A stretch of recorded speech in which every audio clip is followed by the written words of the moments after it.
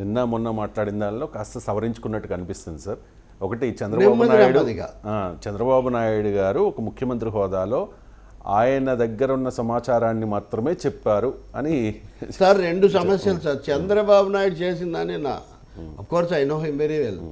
సమర్థించడం అనే ప్రశ్నే ఉత్పన్నం కాదు. ఎందుకంటే చంద్రబాబు నాయుడు ఎన్డీఏ సమావేశంలో ఎలా చెప్తాడు సార్? సుప్రీంకోర్టు ముందుగా ఎందుకు చెప్పారు అని మాత్రమే అడుగుతుంది. నేను ఇది కూడా అడుగుతాను. మీరు మంత్రివర్గం క్యాబినెట్ బ్రీఫింగ్ పార్థసారథి చేస్తూ ఉంటే మంత్రి, మీరు అక్కడ చెప్పకుండా ఎన్డీఏ సమావేశంలో ఎలా చెప్తారు సార్? మీరు ఇట్స్ అఫీషియల్. అయితే అఫీషియల్గా ఇంకా కన్ఫర్మ్ కాదు. పొలిటికల్ మీటింగ్, అది పొలిటికల్ మీటింగ్, పార్టీ మీటింగ్. దాంట్లో చెప్పడానికి you're not suppose to tell they. చెప్పకూడదు అంటే చెప్పవచ్చు. చెప్తే మేము కూడా విమర్శించే వాళ్ళు చేస్తారు. సో పవన్ కళ్యాణ్ కొంత సర్దుబాటు కోసము సమర్థించడం కోసం ప్రయత్నించవచ్చు. కానీ ఆయన కూడా దీంతో పూర్తిగా ఈ ప్రభావంలో పడ్డారు. ఆ తర్వాత రియాక్షన్స్. ఇప్పుడు ప్రకాష్ రాజు ఉన్నాడు. ప్రకాష్ రాజు మీద ట్వీట్లు వాటి మీద మనం చాలా మాట్లాడాం. ప్రకాష్ రాజును కార్తీని ఎందుకు తప్పు పట్టారు?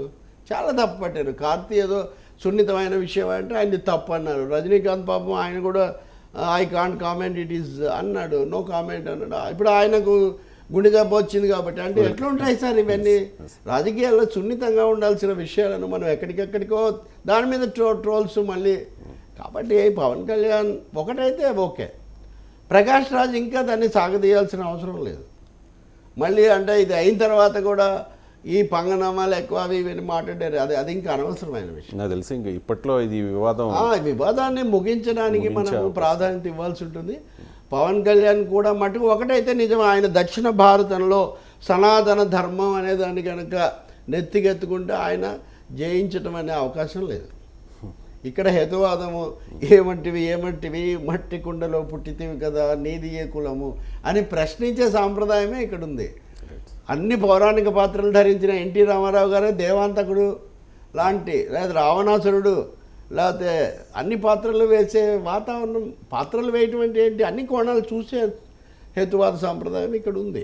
మానవీయ సాంప్రదాయం ఇక్కడ ఉంది.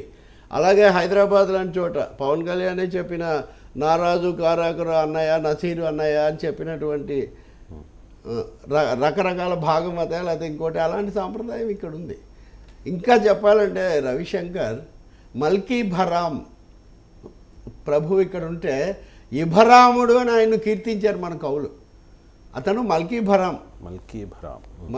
భరామును ఇభరాముడు అన్నారు కవులు, సాంప్రదాయ కవులు. అంటే అంతగా ఈ సంస్కృతులన్నీ కూడా పెనవేసుకుపోయి పెరిగినటువంటి ఒక దక్కని సంస్కృతి ఉన్నటువంటి చోట అక్కడెక్కడో యోగి ఆదిత్యనాథ్ తరహాలో చేద్దాం అనుకోవటం అనేది బొత్తిగా కుదరదు. ఓకే, తిరుపతి వెళ్ళారు, కుమార్తెలతో వెళ్ళారు, ఒక పని చేశారు, వాళ్ళతో ఒక అమ్మాయి డిక్లరేషన్ ఇచ్చారు. That's well and good. చట్ట ప్రకారం వాలంటరీ ఇవ్వచ్చు, ఇచ్చారు.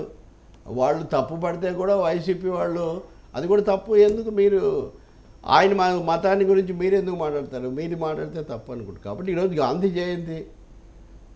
I'm a Hindu, I'm a Jew, I'm a Christian, I'm a Islam, Muslim అంటాడు గాంధీజీ. మీ నమ్మకాన్ని మీరు కలిగి ఉండండి, కానీ అందరినీ కూడా గౌరవించండి.